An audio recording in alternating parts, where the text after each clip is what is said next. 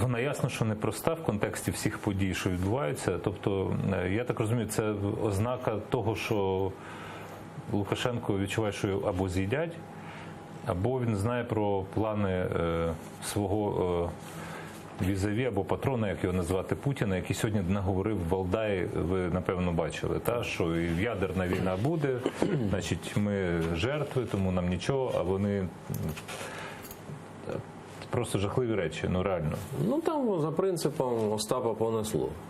Так куди воно принесе цього Остапа, я перепрошую? Да, його занесе до того, що він стане таким же самим маріонеткою в руках КГБшного оточення, як і всі його попередники. І всі ці розмови про диктатора Путіна можуть дуже швидко закінчитися. І він сьогодні ще заявив про те, що він домовлятиметься вже з новою українською владою, бо дуже цього хоче.